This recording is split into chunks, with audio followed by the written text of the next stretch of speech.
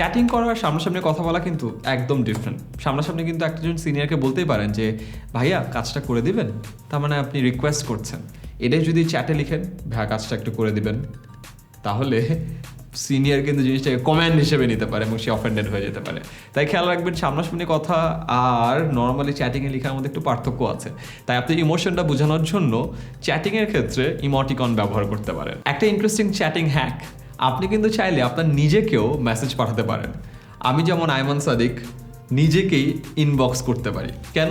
Important notification পাঠিয়ে রাখতে পারি, রিমাইন্ডার সেট করে রাখতে পারি, ইনফরমেশন কোনো নিউজ নিজেকেই শেয়ার করতে পারি, একটা লিঙ্ক নিজেকে অ্যাড করে রাখতে পারি, কোনো ফাইল দরকার হলে সবগুলো আমাকে পাঠিয়ে রাখি।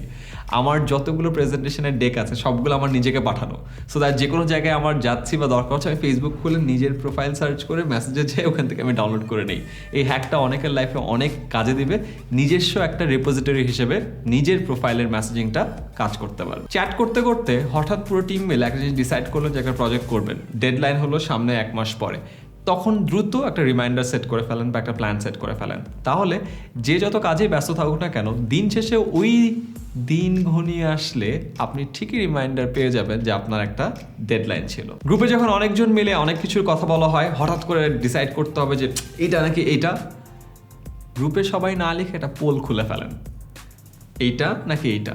পোলিং করা ইটস ওয়ে ইজিয়ার এবং এটার মাধ্যমে খুব তাড়াতাড়ি ডিসিশনে পৌঁছানো যায় এবং আপনার কাজটা সহজেই করে ফেলতে পারবেন। অনেকজন মিলে কোথাও যাওয়ার প্ল্যান করছেন, সিম্পল, সবাই বের হওয়ার পরে লাইভ লোকেশন অন করে রাখুন, তাহলে সবাই দেখতে পারবে যাচ্ছে কে কোন জায়গায় আছে, কার আসতে আরও 1 ঘন্টা বাকি আর কার আরও 10 মিনিটের মধ্যে চলে আসবে, অ্যান্ড কে 10 মিনিটে কথা বলে 1 ঘন্টা পরে আসবে সেটাও আপনি বুঝে যেতে পারবেন। তাই লাইভ লোকেশনটি ইউজ করেন, অর কোথাও যদি আগামীকালকেও যেতে হয় লোকেশন পিনটাও আপনি চ্যাটিংয়ের থ্রুতে পাঠিয়ে দিতে পারেন। ফাইনালি একটা ইন্টারেস্টিং হ্যাক দিয়ে যেতে চাই, আপনি চাইলে কিন্তু আপনার ল্যাঙ্গুয়েজ প্র্যাকটিসটাও মেসেঞ্জারেই করতে পারেন। কিভাবে?